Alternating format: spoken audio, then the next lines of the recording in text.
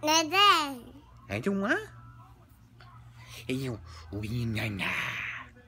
Orang. Nada. Oh,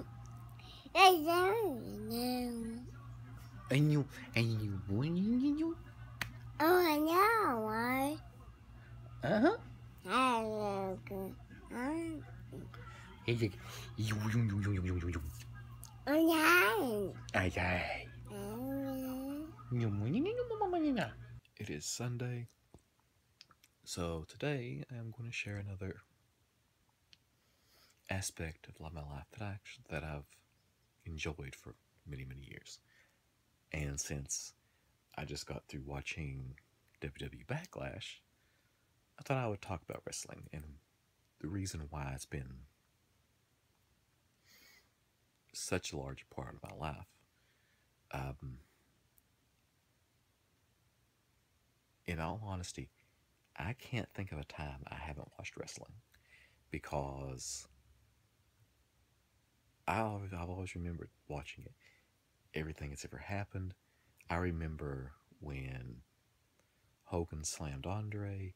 I remember like when Jimmy Snuka jumped off the top of the cage. Like all these big events, you're like, oh wow, these were things that happened in the past. I remember them. I barely remember the first WrestleMania because I was born in '79 and the first WrestleMania was in 80 something. I don't remember right now, but I don't remember watching it because it was one of those weird ways you had to go to like a theater to watch or something. I didn't watch, but I remember hearing about it. I mean, the second one, the third one, I believe it was the third one, is where Hogan slams Andre, and it was so big that people started talking about wrestling, and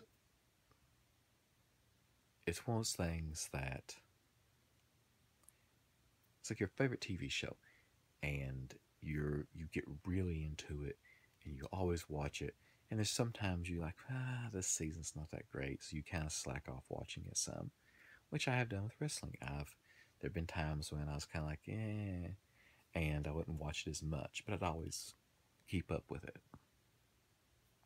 And now that the WWE Network is out, I watch the crap out of wrestling. I watch the old stuff, the new stuff. The 80s stuff was, it's very superhero-y. I think that's how you can describe it.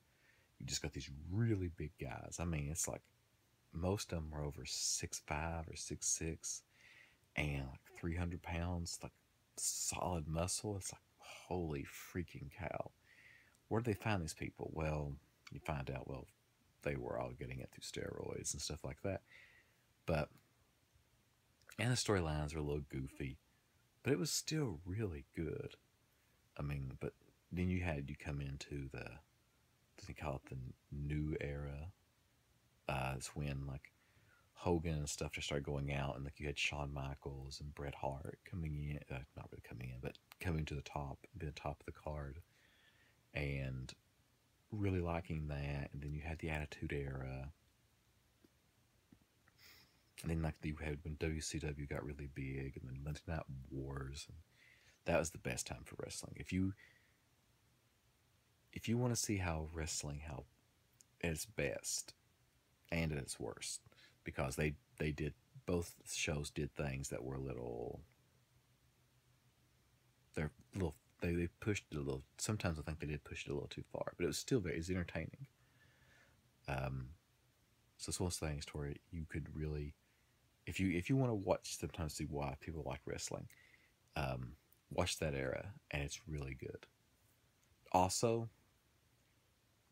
there's I think Max Landis did a YouTube video. It's called "Wrestling Isn't Wrestling," and if you want to know why somebody's a wrestling fan, watch that. It's actually really good. Go on YouTube, just type in "Wrestling Isn't Wrestling." Watch that video, and it'll tell you why, and it'll really tell you like why somebody likes wrestling and why they don't. It's when I first time I watched it, I was like, is this guy making fun of wrestling? But no, he's a fan. You can tell he's a huge wrestling fan, and he made this video, and it's about 20 some minutes long. Highly recommend it. But yeah, it's something that's always been part of my life. Me and my brother watched it together, and like me and my cousins watched it. We talk about it. Like they liked WCW a lot. They watched a lot of that, even before the Attitude Era or the Monday Night Wars. Me, I was always a WWF fan. Like at that time, it was WWF, and now it's WWE. But it's just these characters have always been with me. It's like one of my favorite wrestlers was Roddy Piper, and when he passed, I mean, it hit me hard because it's like he's been a character in wrestling my entire life. He started wrestling before I was born, and he was always. I mean, he wasn't always in the shows, but he was always you talked about, and it's one of those things to where it hurt me. Same thing when Randy Savage passed. These are characters or people that you watched growing up, and you got really invested in them. I mean, yeah, I understand. I don't know Hulk Hogan. I don't know The Rock. I didn't Ric Flair. I don't know these people, but they've been such ingrained as a part of your life. I mean, like my favorite tag team of all time. My second favorite tag team, I'll say. First, my favorite tag team was the Rock and Roll. It is the Rock and Roll Express because they actually still wrestle, which is mind blowing. Like, holy cow, these guys are pretty old now. Ricky Morton and Robert Gibson, and I'm like, they still wrestle. But my second favorite was the Road Warriors or Legion of Doom, depending if you were what they were in WCW or WWE. And